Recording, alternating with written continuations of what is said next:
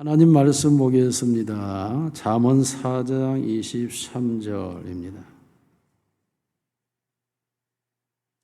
모든 지킬 만한 것 중에 더욱 내 마음을 지키라. 생명의 근원이 이에서 남이니라.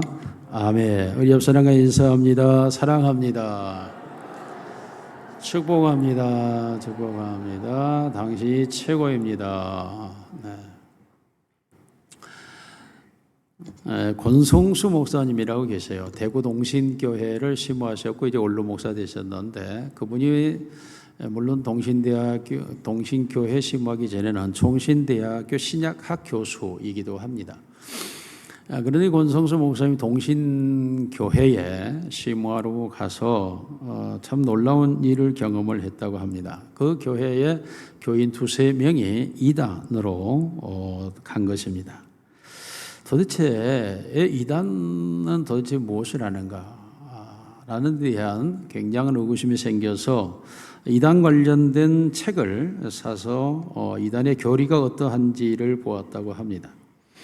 그런데 이단은 무수한 성경 구절을 가지고 사용하면서 말씀이 아닌 사상을 주입하고 있었다라고 말합니다. 여러분, 말씀을 주입하는 것과 사상을 주입하는 것의 차이가 무엇일까요? 그것은 말씀을 전하는 것은 그 말씀은 다양성 속에서 특성화된 상태로 각자 개인의 믿음의 분량대로 개인에게 주어진 은혜가 적용되어져서 각자가 받는 하나님에 대한 믿음이 다른 상태를 형성하는 것이 바로 말씀을 받는 상태입니다.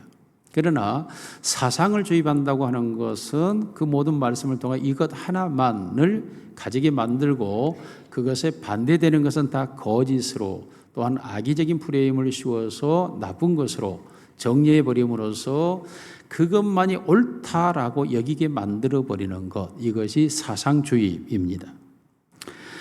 그런데 놀라운 것은 이 이단에 간 이 사람들이 그 수십 년 동안의 정통적 신앙은 순식간에 씻어내버리고 그 두뇌 속에 이단의 골수 분자가 되어버리도록 만드는 것, 이것이 너무나 놀라웠다고 합니다.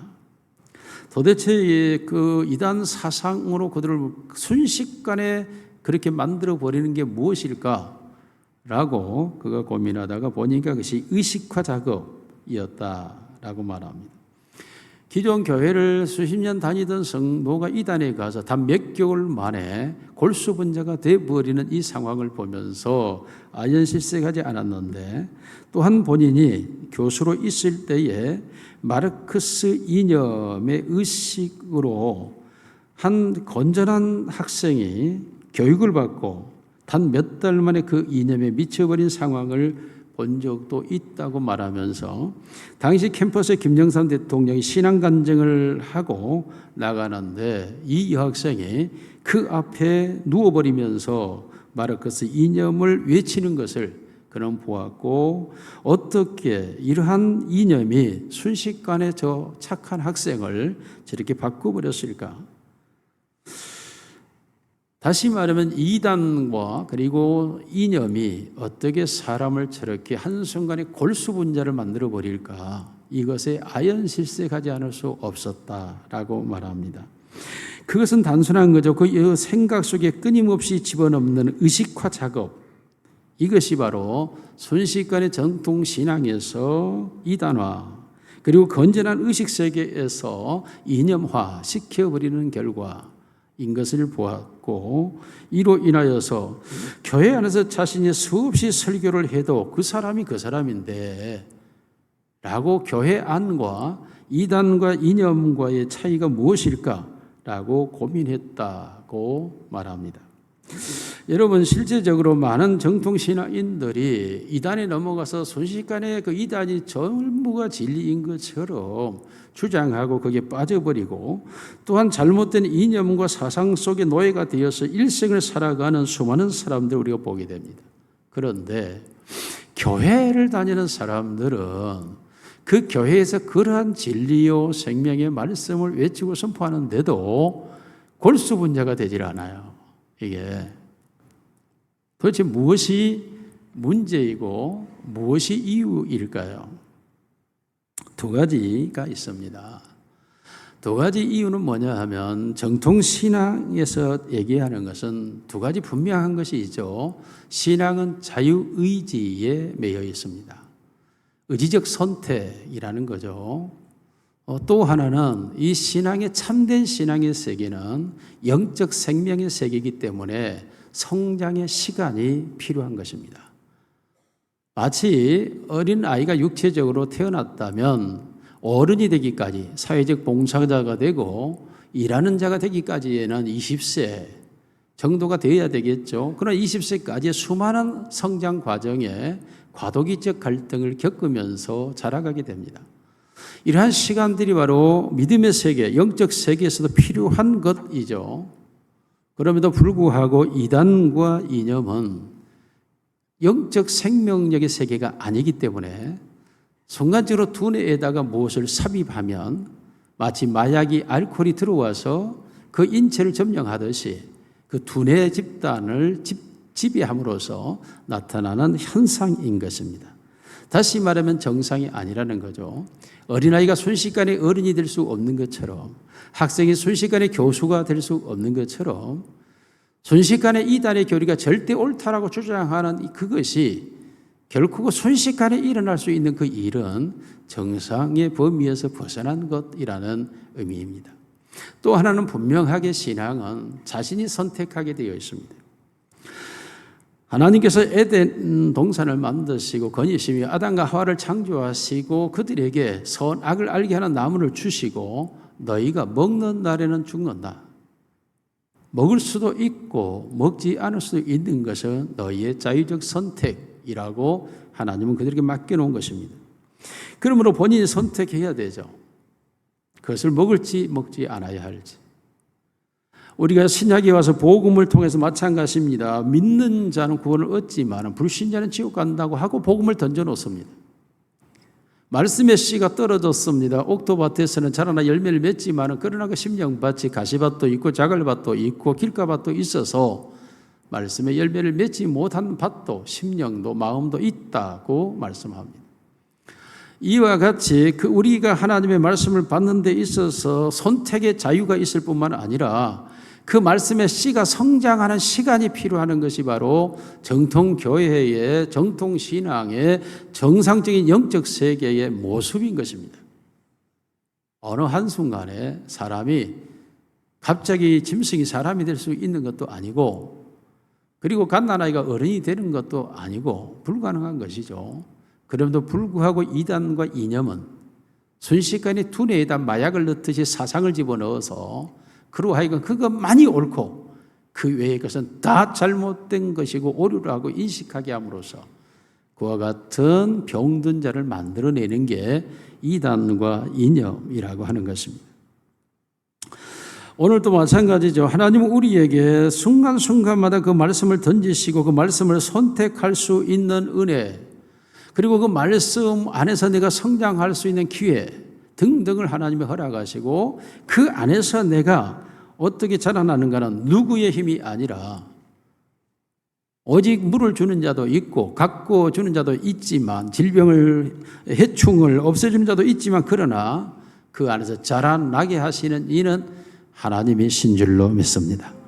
자라나다라고 하는 과정, 이걸 얘기하는 것입니다. 저는 자라나야 된다고 하는 과정이 존재하고 있는 것이고 그리스도 예수 안에서 그리스도에게 이르기까지 자라가라고 하는 성장의 기간을 성경은 말하고 있는 것입니다.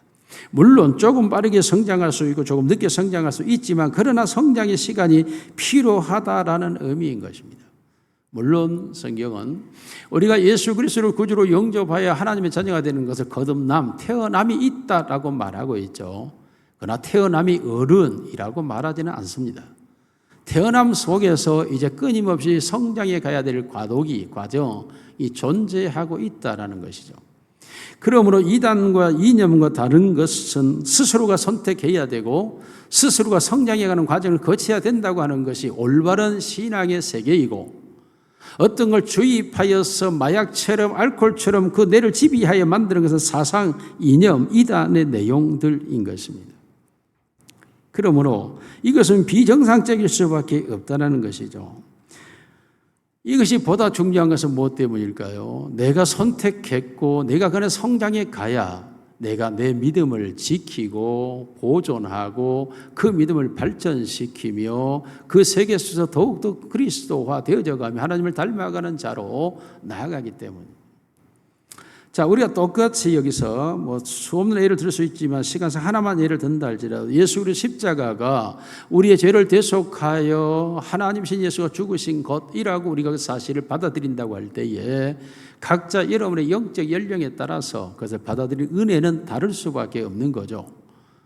내가 죄를 회개되어졌다, 죄가 용서되었다라는 십자가의 은혜를 받는 사람도 있겠고, 그 십자가로 인하여 내가 하나님께 팔리운 자가 되었다라는 하나님의 소유적인 은혜를 받는 자도 있겠고, 그러므로 내가 주의 것이 되었으니 주를 위하여 죽도록 충성하는 것이 맞다, 나는 충성하고 있는가 라고 은혜를 받는 사람도 있겠고, 나도 예수님이 십자가에 죽으신 것과 같이 나도 죽어야 된다, 나도 희생해야 된다라고 순교적 신앙의 자리로 가는 사람도 있겠고, 더 나아가서 내가 이 십자가를 나도 내게 주어진 걸 지고 가므로 하나님의 뜻을 이루며 하나님께 영광이 되기를 원하겠다라는 믿음의 분량의 자리에도 있는 것입니다.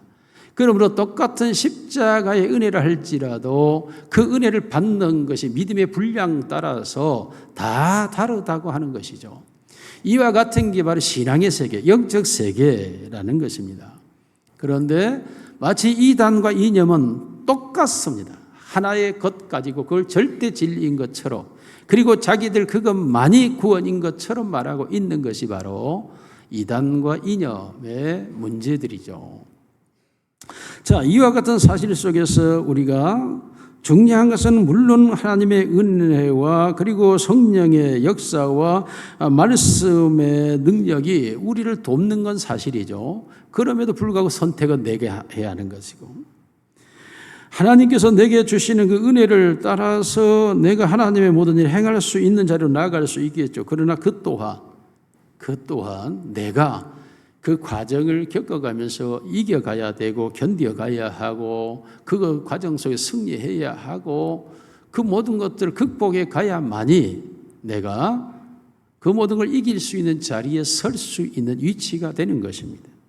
이와 같이 우리의 믿음의 세계라고 하는, 영적 세계라고 하는 것은 자유적 선택과 그리고 성장의 시간이 필요한 것입니다. 중요한 것은 무엇이죠? 하나님의 형상으로 우리가 돌아가느냐 하는 문제인 것입니다. 다시 말하면 이 모든 과정이, 성경이 우리에게 말씀하고 있는 모든 과정은 바로 하나님의 형상을 말하고 있는 것입니다. 그래서 오늘 말씀의 제목은 하나님의 형상인데 세 가지 대지로 말씀드리는데 시간상 12시가 되면 말씀은 정리하고 다음 주로 넘어갈 수도 있다는 것. 왜냐하면 말씀을 준비해 보니까 이게 서론상 조금 길어요. 자, 따라합시다. 하나님의 잃어버린 형상을 회복하자.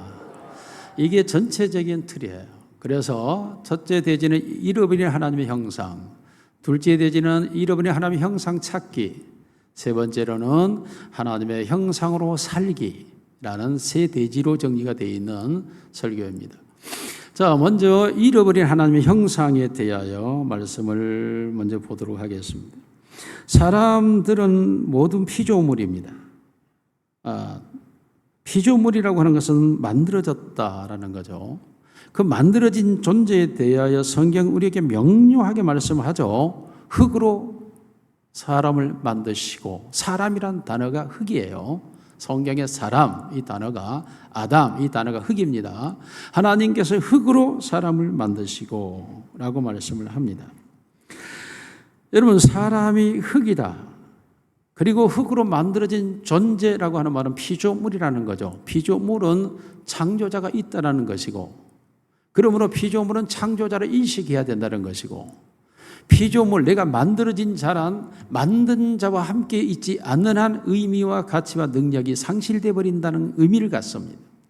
그러므로 만들어진 자는 반드시 만든 자와 함께 있어야만 만들어진 자의 가치와 목적을 이행하고 수행할 수가 있는 것이죠. 인간이 하나님으로부터 만들어졌다면 인간이 그 하나님의 형상을 가지고 있을 때만 인간다울 수 있다, 사람다울 수 있다라는 것입니다. 그런데 하나님을 만약 잃어버렸다면 인간은 만들어진 자의 의도가 상실되고 만들어진 이유와 목적에서 벗어나 버리게 되는 것이죠. 그럼에도 불구하고 하나님은 사람을 창조하실 때 최고의 피조물로 창조했다고 말하고 있습니다. 하나님의 창조 순위가 하늘과 땅, 그리고 빛과 어둠, 궁창과 흙, 그리고 동물과 식물, 이 모든 것들이 선행 창조됩니다. 이는 사람 창조를 준비하는 사건들이죠.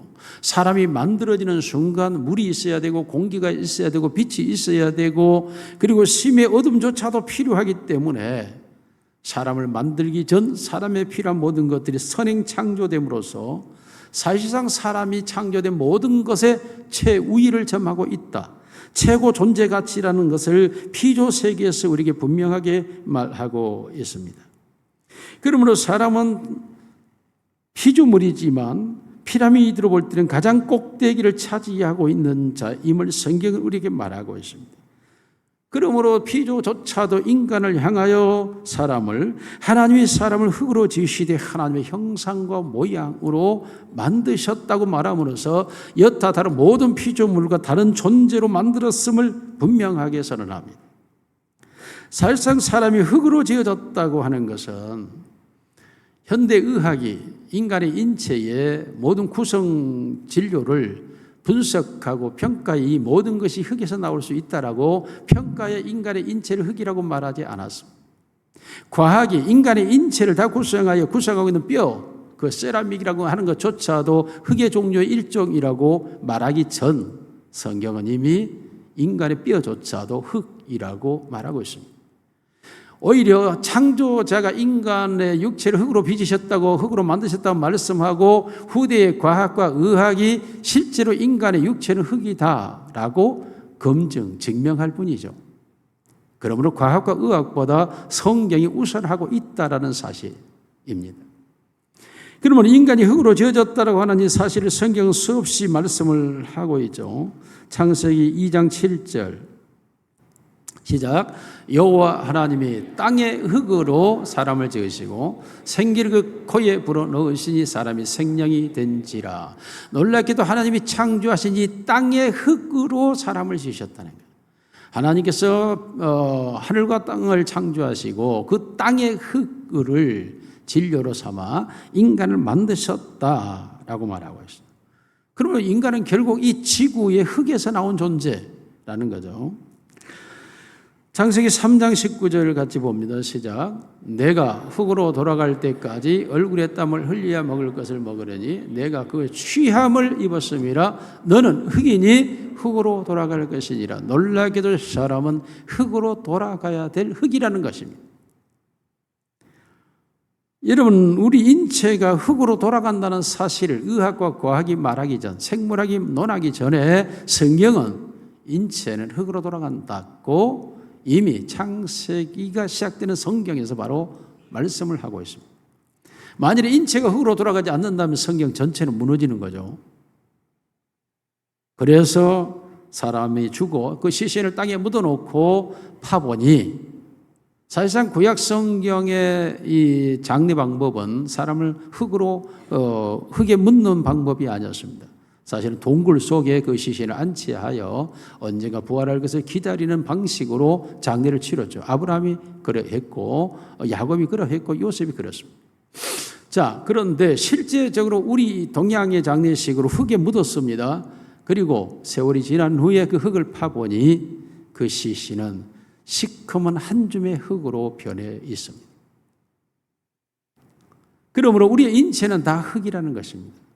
흙으로 돌아갈 수밖에 없는 흙의 존재라는 사실을 알아야 되는데, 여러분, 흙이라고 해서 대단한 흙도 아닙니다. 시편 90편 3절 지금 시작.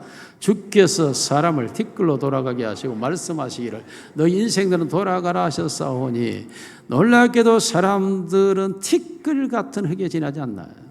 여러분, 먼지 같은 존재이죠. 다시 한번 성경 구절 보면 시편 103편 14절입니다. 시작. 이는 그가 우리의 체질을 아시며 우리가 단지 먼지뿐임을 기억하신다. 그래서 여러분, 우리가 흙인데도 대단한 흙이 아니에요. 여러분, 티끌이요 먼지에 지나지 않는 존재라는 거예요. 실제적으로 우리의 인체가 썩어졌을 때는 먼지가 되어 날아가 버리고 티끌이 되어 사라져 버리는 것이 우리 인간의 생명체인 육체입니다.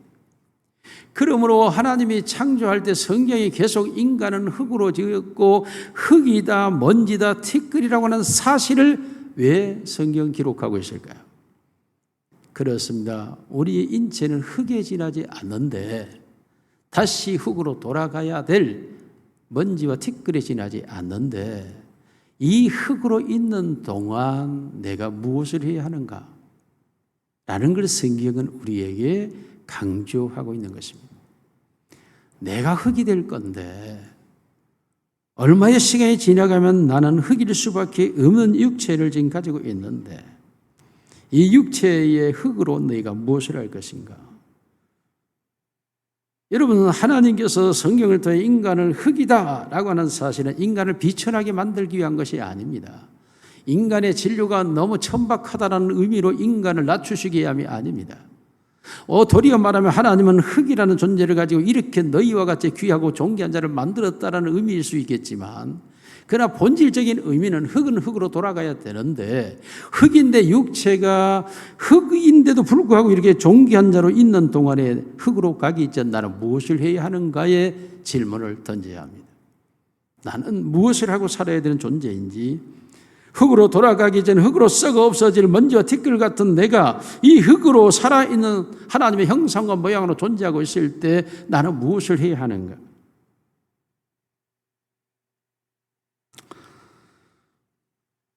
흙밖에 되지 않는다라는 의미에서 우리는 더 깊은 의미를 찾아보아야 할 것입니다. 그런데 성경은 우리가 단순히 흙으로만 창조되었다고 말하지 않습니다. 창세기 2장 7절 시작. 여호와 하나님이 땅의 흙으로 사람을 지으시고 생기를 그 코에 불어넣으시니 사람이 생명이 된지라. 사람이 단순히 흙으로만 지어진 존재가 아니고 흙밖에 되지 않는 존재 속에 하나님의 생기, 누아흐라고 하는 영을 불어넣었더니 살아있는 영적 존재가 되었다. 생명이 되었다라고 말씀을 합니다. 그러므로 인간의 구성 요소는 흙과 그리고 영으로 창조되어진 자라고 말하고 있죠. 그러므로 이 흙이라고 하는 것은 생명체가 존재하지 않지만 영이 들어가는 순간 생명체가 되어 살아있는 영적 존재가 되었다는 겁니다. 우리의 영이 떠나면 우리의 몸은 다시 흙으로 돌아갈 수밖에 없죠. 그러나 하나님의 영이 우리 안에 들어와 있기 때문에 우리가 살아있는 영의 생명체가 되어 있다라고 말하는 것입니다. 이와 같은 것이 우리 창세기 1장 26절 27절 봅니다. 시작. 하나님이 이르시되 우리의 형상을 따라 우리의 모양대로 우리가 사람 만들고 그들로 바다의 물고기와 하늘의 새와 가축과 온 땅과 땅에 있는 모든 것을 다스리게 하자 하시고, 하나님께서 우리를 흙과 그의 영으로 만드신 것이 무엇이다? 하나님의 형상이라고 말하고 있습니다. 하나님께서는 사람을 자기의 형상과 자기의 모양으로 만들었다고 말하고 있습니다. 하나님의 형상이라고 하는 말은 우리가 흔히 말하는 이미지입니다. 닮은 모습. 어떤 사물을 그림으로 옮겨 놓았을 때 그 사물이 그림과 동일하게 보여지는 것, 이것을 이미지, 형상이라고 말합니다. 모양이라고 하는 말은 라이크니스라는 이 말은 유사성이라는 것, 역시 추상적이죠. 즉 그가 가지고 있는 보이지 않는 힘과 능력을 가지고 있는 존재라는 것입니다. 그러므로 비록 흙으로 지어졌지만 그에게 하나님의 생명이 들어와 하나님의 형상이 되었는데 성품은 하나님을 닮고 그 능력은 하나님의 것이 되어서 결국 그 인간이 하나님의 성품과 하나님의 능력을 가진 자라는 것이죠.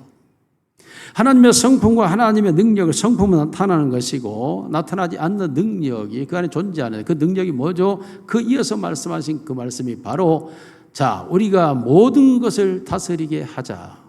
생육하고 번성하여 모든 걸 정복하고 그걸 다스리게 하자라는 통치적 능력을 그 영을 통해 우리에게 주었다고 말씀하고 있습니다. 그러므로 인간은 하나님의 형상과 모양으로 지어진 존재인 것입니다. 이와 같은 사실을 우리의 영혼이 잘 안다는 거죠. 시편 139편 13절에 16절에 같이 읽습니다. 시작. 주께서 내 내장을 지으시며 나의 모태에서 나를 만드셨나이다. 내가 주께 감사하며 나를 지으심이 심히 기묘하심이라. 주께서 하신 이 기이함을 내 영혼이 잘 아나이다. 내 영혼이 시작. 내가 은밀한 데서 짐을 받고 땅의 깊은 곳에서 기이하게 짐을 받은 때에 나의 형체가 주의 앞에 숨기지 못하였나이다. 내 형질이 이루어지기 전에 주의 눈이 보셨으며 나를 위하여 정한 날에 하루도 되기 전에 주의 책에 다 기록이 되었나이다. 놀랍게도 하나님께서 모태에서 우리가 생겨나는 것이 내가 생겨난 것이 아니고 하나님 모태에서 나를 지으셨으며 하나님이 모태에 나를 지으셨다. 에서부터 시작됩니다. 그리고 나의 나를 정하셨고 나를 그 하나님의 책에 기록하여서 나의 존재를 명시했다는 거예요. 이것을 우리의 영혼이 잘 아나이다라고 시편 기자는 고백을 하고 있는 것입니다. 이 사실에 대하여 우리 욥기서 10장 10절 이하 12절까지 같이 한번 읽습니다. 시작. 주께서 나를 젖과 같이 쏟으셨으며 엉긴 젖처럼 엉기게 하지 아니하셨나이까. 피부와 살을 내게 입히시며 뼈와 힘줄로 나를 엮으시고 생명과 은혜를 내게 주시고 나를 보살피심으로 내 영을 지키셨나이다. 하나님께서 내 육체 피부와 살 그리고 뼈와 관절 신경을 엮으시고 그리고 영적 단계 생명과 은혜를 내게 주셔서 내 영혼을 지키셨다. 인간의 생명체는 영혼에 있기 때문에 하나님이 그 생명을 주시고 은혜를 주셔서 내 영혼을 지켜주셔야 내 육체, 피부와 살이 살아있는 존재가 되는 것이죠. 욥은 이와 같이 하나님께 고백하면서 내 영을 하나님이 지키셨다. 나를 만드심을 내 영혼이 알 뿐만 아니라 하나님이 내 생명을 지켜주셨다라고 말씀하시므로 지으신 이가 하나님이시오 나를 지켜주신 이가 하나님이시며 나의 존재가 하나님이셨음을 고백하면서 내가 하나님의 형상이라고 말하고 있는 것입니다. 오늘 본문 말씀에서 마음을 지키는 것 이것이 바로 생명의 근원이고 이 생명이 그곳에 흘러넘친다라고 말씀하고 있습니다. 우리의 생명이 흘러넘쳐야 되는데 그것은 내 마음을 이 마음은 영혼입니다. 내 영을 하나님이 지켜주시고 내가 지킬 때 내 생명이 흘러넘치는 다시 말하면 살아있는 생명 즉 하나님의 형상 하나님의 모양이 된다고 말씀하는 것입니다. 시편 8편 1절로 5절 같이 보겠습니다. 시작. 여호와 우리의 주여 주의 이름이 온 땅에 어찌 그리 아름다운지요 주의 영광이 하늘을 덮었나이다. 주의 대적으로 말미암아 어린 아이들과 젖먹이들 입으로 권능을 세우시며 이는 원수들과 보복자들을 잠잠하게 하려 하심이니이다. 주의 손가락으로 만드신 주의 하늘과 주께서 베푸는 달과 별들을 내가 보니 사람이 무엇이기에 주께서 그를 생각하시며 인자가 무엇이기에 주께서 그를 돌보시나이까. 그를 하나님보다 조금 못하게 하시고 영화와 존귀로 간을 씌우셨나이다. 영화와 존귀로 간을 씌우셨다고 하는 이 말은 특별한 관용구입니다. 다시 말하면 왕이 즉위하거나 어떤 고관이 그 이치에 즉위할 때에 그를 영화롭게 하며 그에게 관을 씌워주시는 것을 관용구로 사용되는 영화와 존귀로 관을 씌우셨다. 그런데 하나님은 모든 사람을 영화와 존귀로 관을 씌우셨다. 다시 말하면 모든 사람은 하나님의 형상과 모양이 되게 하셨다라고 말씀하고 있는 것입니다. 하나님의 광채가 나타나고 하나님의 능력이 나타나고 하나님의 모습이 보여지고 하나님의 형태가 드러나는 것이 바로 인간의 모습이어야 한다. 이것이 하나님이 인간을 창조하신 이유요 목적인 것입니다. 그러므로 비록 흙으로 만들어졌지만 하나님의 영이 그 속에 들어와 생명이 됨으로써 인간은 하나님의 형상이고 하나님의 모양으로 살아가게 되어 있는 것입니다. 그런데 이 인간이 하나님의 영이 하나님과 타락해버렸습니다. 창조자를 잃어버린 피조물이 되어버리고 말았죠. 죄가 들어왔습니다. 하나님의 형상이 오염되었고 변질되었고 심각하게 훼손되었고 하나님의 형상을 잃어버리자 하나님을 부인하게 되었고 하나님께 반역하며 하나님을 거역하고 도리어 자신이 하나님 노릇을 하는 인간으로 죄로 말미암아 타락하고 변질되어 버렸습니다. 놀랍게도 하나님의 형상으로 만들어진 인간이 하나님의 형상이 없는 자, 아니 도리어 하나님을 향하여 거역하고 반역하는 존재로 타락해버렸다고 성경은 말합니다. 성경이 기록하고 있는 놀라운 내용이 구약 성경에 하나님의 형상이라는 단어가 3번밖에 나오지 않습니다. 그리고 사라져버립니다. 그것도 하나님이 창조 당시에 창세기 1장과 3장 그리고 노아의 홍수 때로부터 다시 하나님의 형상이 있지 않겠다고 하는 9장의 선언, 이 3번밖에 등장하지 않습니다. 우리 같이 보겠습니다. 창세기 1장 26절에서 28절입니다. 시작. 하나님이 이르시되 우리의 형상을 따라 우리의 모양대로 사람을 만들고 그들로 바다의 물고기와 하늘의 새와 가축과 온 땅과 땅에 있는 모든 것을 다스리게 하자 하시고 하나님이 자기 형상 곧 하나님의 형상대로 사람을 창조하시되 남자와 여자를 창조하시고 하나님이 그들에게 복을 주시며 하나님이 그들이 이르시되 생육하고 번성하여 땅에 충만하라 땅을 정복하라 바다의 물고기와 하늘의 새와 땅에 있는 모든 생물을 다스리라 하시니라. 하나님의 형상과 모양의 그 능력을 가지고 이 세상을 정복하며 다스리며 살 수 있는 자. 자, 창세기 5장 1절입니다. 시작. 이것은 아담의 계보를 적은 책이니라. 하나님이 사람을 창조하실 때에 하나님의 모양대로 지으시되.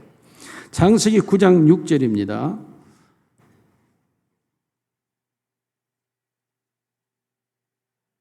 시작.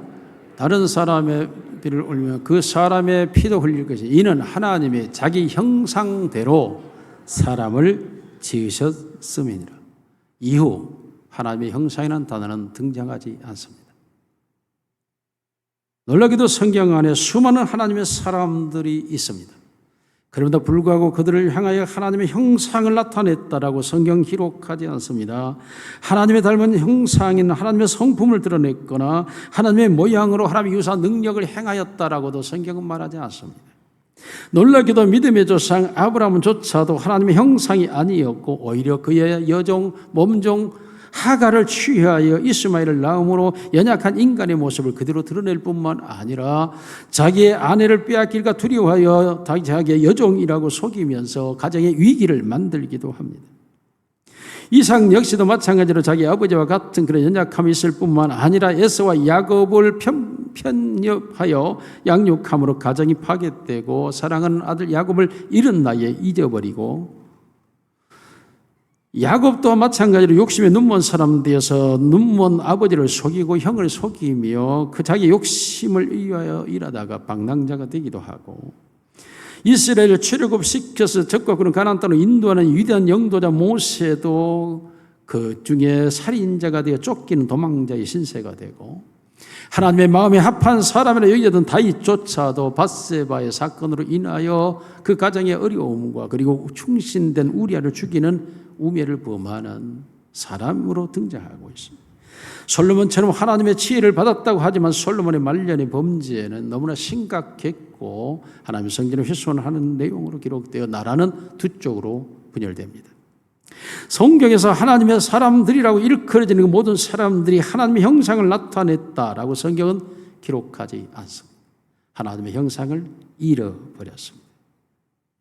하나님의 형상을 잃어버린 인류는 정말 비참한 상황으로 하나님의 선택받은 이스라엘이었고 믿음의 조상 아브라함의 후손이었다고 하지만 하나님과 겨루 이겼다는 이름을 가진 이스라엘 할지라도 비참한 상황으로 나라가 두 쪽이 되어지고 그리고 북이스라엘은 아수르의 완전 멸망에 초토화되어 민족 없는 나라로 흩어져 버리고 심지어는 남유다는 하나님의 성전이 있는 땅이었지만 그러나 바벨론에 의하여 처참하게 불타버리고 쫓겨가고 포로잡혀가고 나라 없는 민족이 살지 않은 영토가 되어버리고 70년 포로 생활을 하게 됩니다. 하나님의 형상을 잃어버린 인류의 모습을 성경은 기록하고 있습니다. 둘째로 하나님의 형상 찾기입니다. 그런 어둠의 세상 속에 인류가 지속되고 있을 때에 느닷없는 등장하는 세력이 있습니다. 바로 하나님으로부터 이 땅에 탄생한 예수 그리스도에 대한 사건이 기록되기 시작합니다. 예수 그리스도가 이 세상에 오셨습니다. 그런데 오신 그 예수 그리스도는 바로 하나님의 형상으로 오셨다고 성경은 말하기 시작합니다. 다시 말하면 인류에게 하나님의 형상 찾기 운동이 지금 예수 그리스도를 통하여 시작되고 있음을 말하고 있는 것입니다. 하나님의 형상으로 창조된 인류가 다시 하나님의 형상으로 회복되기 위하여 그 하나님의 형상을 찾기 위하여 하나님이신 예수님이 이 세상에 오셨습니다. 고린도후서 4장 4절 시작. 그 중에 이 세상의 신이 믿지 아니하는 자들의 마음을 혼미하게 하여 그래서 영광의 복음의 광채가 비치지 못하게 하미니 그리스도는 하나님의 형상이니라. 하나님의 형상으로 이 땅에 와서 인류를 하나님의 형상을 회복하려고 하는 예수 그리스도의 사역을 가장 가로막는 약한 사탄이고 그 형상을 회복하지 못하도록 우리의 마음을 미혹하는 게 사탄이라고 말하고 있습니다. 놀랍게도 인류가 하나님의 형상으로 회복하는 걸 가장 싫어하는 것이 사탄이고 마귀고 그들은 여전히 복음의 광채가 비치지 못하도록 즉 하나님의 형상으로 회복하지 못하도록 해방의 세력으로 여전히 이 세상에서 활동하며 일하고 있다는 것입니다. 그러나 하나님께서는 잃어버린 하나님의 형상을 되찾기 위하여 멈추지 않습니다. 골로새 1장 15절 시작. 골로새서 1장 시작. 그는 보이지 아니하는 하나님의 형상이시요 모든 피조물보다 먼저 나신 이시 다음 절 만물이 그에게서 창조되되 하늘과 땅에서 보이는 것들과 보이지 않는 것들과 혹은 왕권의 주권들이나 통치의 권세들은 만물이 다 그로 말미암아 그를 위하여 창조되고 그 다음 구절 또한 그가 만물보다 먼저 계시고 만물이 그 안에 함께 섰느니라. 그는 교회의 머리시니 시작. 그는 몸인 교회의 머리시라. 그가 근본이시오 죽은 자들 가운데서 먼저 나신 이시니 이는 친히 만물의 으뜸이 되려 하심이라. 놀랍게도 예수 그리스도가 이 땅에 오셔서 하는 게 뭐죠? 내가 내 교회를 세우니 교회가 무엇을 합니까? 하나님의 형상 회복의 공동체라고 말씀하고 있습니다. 감추어진 하나님의 형상이 다시 나타나서 교회를 통하여 하나님의 형상을 회복하기 시작하였다라고 말하고 그가 친히 그 교회의 머리시라고 말합니다. 여러분 인간의 모든 모습은 머리에 의해서 좌우되는 것이죠. 우리의 머릿속에서 모든 신경이 전달되어지고 모든 사고 체계가 정서가 우리의 양심이 우리의 각종 모든 호르몬이 모든 신대사 과정이 모든 것들이 우리의 두뇌에서 우리의 몸으로 흘러내림으로써 우리의 몸이 머리를 닮아가는 것입니다. 그러므로 몸은 머리죠. 이와 같이 머리로 오신 예수 그리스도 그의 몸된 교회를 하나님의 형상으로 회복하기 위하여 그는 하나님의 형상 회복 운동으로 이 땅에 와서 인류로 하여금 하나님의 형상을 회복해 하는데 그게 바로 그의 교회라고 말하고 있습니다. 과연 그럴까요? 고린도서 3장 18절 시작. 우리가 다 수건을 벗은 얼굴로 거울을 보는 것 같이 주의 영광을 보며 그와 같은 형상으로 변화하여 영광에서 영광에 이르니 곧 주의 영으로 말미암음이니라. 놀랍게도 고린도 교회를 향하여 하나님의 형상이 회복되어졌다고 말하고 하나님의 형상으로 회복되어지는 그 모습이 바로 모세가 하나님을 만나 그 영광의 광채를 가지고 내려오니 볼 수가 없어서 그 얼굴을 수건으로 가리었다가 그 수건을 벗은 것과 같은 얼굴로 오늘날 교회가 이 세상에 하나님의 형상으로 나타났다고 바울은 선언합니다. 교회는 하나님의 형상으로 회복된 그리스도의 몸이 되는 줄로 믿습니다. 골로새 3장 10절을 같이 봅니다. 시작. 새 사람을 입었으니 이는 자기를 창조하신 이의 형상을 따라 지식에까지 새롭게 하심을 입은 자니라. 하나님의 형상은 단순히 나타나는 모형만이 아닙니다. 그 나타나는 모형의 속에 들어있는 지식까지도 하나님의 형상으로 새롭게 되어짐으로써 나타나는 게 골로새 교회라고 말씀하고 있습니다. 그러므로 교회는 바로 그리스도의 형상일 뿐만 아니라 하나님의 형상으로 나타나는데 하나님의 지식, 본래적 하나님의 형상이 가지고 있었던 그 지식, 다시 말하면 우리의 생각하는 것이, 우리의 느끼는 것이, 우리의 양심이 다 새로워져서 우리 안에 저장되어 있는 공간의 모든 생각들이 새로운 세포들로 채워져 버리는, 이게 교회의 모습이라고 말합니다. 하나님의 형상으로 회복되는 게 교회 공동체, 모든 생각이 바뀌어져 버린 상태, 어차피 썩 없어질 이 흙을 통하여서 해야 될 일이 무엇인가요? 두 가지죠. 하나님이 이 세상에 주신 창조 명령을 따라 생육하고 번성하고 모든 걸 정복하고 그것을 통치하고 다스리는 거죠. 거기에 매여 있고 그의 종이 되고 그의 노예되어 있는 것이 아니라 그것을 내가 다스리는 거예요. 이게 바로 하나님의 형상된 자의 모습이요 능력인 것이죠. 또 하나는 무엇입니까? 바로 하나님과 예배하는, 하나님과의 교제자의 모습입니다. 인간은 죄로 말미암아 하나님과 단절되어 하나님과 사귈 수 없지만 하나님의 형상으로 회복되어진 자는 하나님과 교제하고, 너희가 나를 찾고 찾으면 나를 만나고, 새벽에 내가 너희를 돕고, 너희의 부르짖음을 내가 듣고, 하나님과 끊임없는 교제의 장으로 나아가는 것, 이것이 하나님의 형상인 줄로 믿습니다. 그러므로 교회가 하나님의 형상으로 회복되어지기 때문에 그 안에 하나님이 임재하시고 하나님이 그들의 생각하는 것에 넘치도록 하시는 그 회복된 생각까지도 더 넘쳐나는 은혜의 자리로 가게 된다는 거예요. 에베소 4장 23절 말씀 봅니다. 시작. 오직 너희 심령이 새롭게 되어, 24절, 하나님을 따라 의와 진리의 거룩함으로 지으심을 받은 새 사람을 입어라.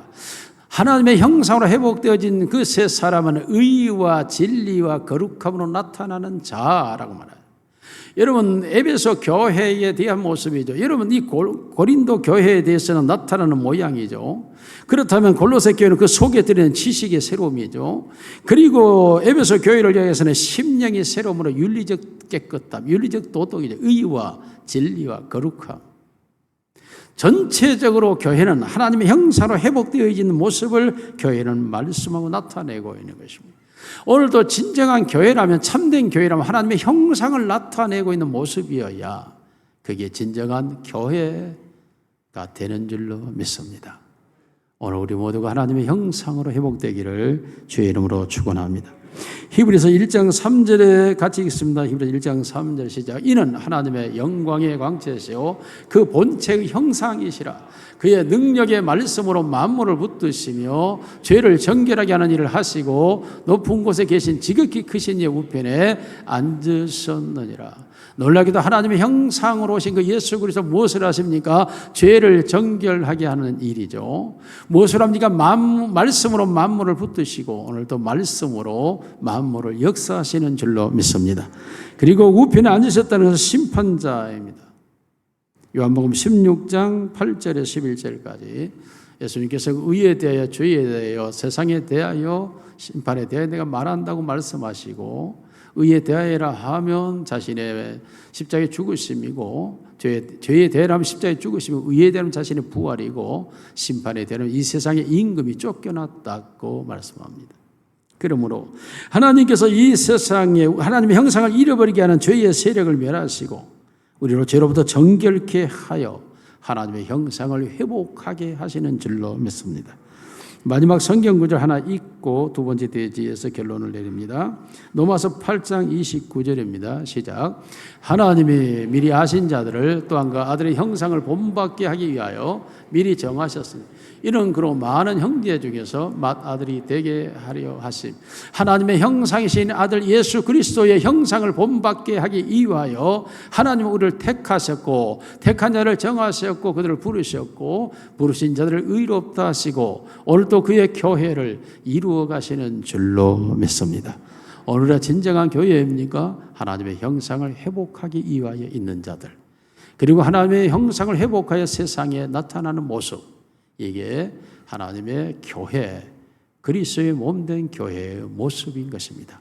오늘 우리의 인식 세계로 들어가 보십시다. 하나님의 형상이 회복되어 있습니까? 진실로 우리의 인식의 구조가 온전히 성경이 말한 대로 지식까지 새로워져 있고, 그리고 의와 진리와 거룩함으로 내가 윤리와 도덕의 옷을 입고, 그리고 나의 나타남이 항상 하나님의 영광의 모습으로 나타나고 있는, 이게 하나님의 형상으로 회복된 교회, 성도의 모습이어야 합니다. 놀랍게도 결론입니다. 예수님이 이 땅에 오셔서 세상에 대하여, 로마의 정치 제도에 대하여, 로마가 가지고 있는 수많은 탁월한 문화와 문물에 대하여, 로마 군인들이 가지고 있는 그 영광스러움에 대하여 주님은 평가하거나 말하지 않습니다. 오직 예수님은 하나의 목적밖에 없었습니다. 하나님의 형상을 회복하는 것. 유대인들이 로마로부터 속국에서 해방되느냐 되지 않느냐에도 관심이 없습니다. 유대인들이 로마에서 자유함을 얻어서 자유민족으로 사느냐 살지 않느냐에도 관심이 없습니다. 오직 한 사람 한 사람이 하나님의 형상으로 회복하느냐 회복하지 못하느냐, 예수님의 초점은 오직 거기에 머물러 있었습니다. 오늘도 살아계신 주님이 그의 몸된 교회를 거니시면서 원하시는 건 하나입니다. 나의 형상을 본받고 있느냐, 하나님의 형상인 나의 형상을 너가 본받고 있느냐. 외적인 위선이 아니라 내면의 지식까지 새롭게 되고 심령이 새롭게 되어 그 모습을 나타내고 있느냐. 우리 모두가 하나님의 형상으로 회복되는 은혜가 있기를 주님의 이름으로 축원합니다. 살아계신 우리 아버지 하나님 감사합니다. 우리가 육으로 살지 않게 하시고 영으로 살게 하시니 감사합니다. 오늘도 육신을 따라 사망에 이르지 않고 영을 따라 생명과 평안에 이르도록 하시니 감사합니다. 잃어버린 하나님의 형상을 찾아오신 예수 그리스도를 통하여 하나님의 형상을 회복하는 우리의 모습이 되게 하옵소서. 하나님을 닮은 우리의 성품이 되게 하시고 하나님의 능력을 나타내는 우리의 모양이 되게 하옵소서. 우리의 마음을, 우리의 영을 지킴으로 그 생명이 우리 안에서 흘러 넘치게 하옵소서. 오늘도 말에나 일에나 생각하는 것이나 모든 것에 하나님의 생명, 하나님의 형상이 흘러 넘치는 우리들의 모습, 오늘의 우리의 교회가 되게 하옵소서. 우리 주 예수님 이름으로 기도드리옵나이다. 아멘.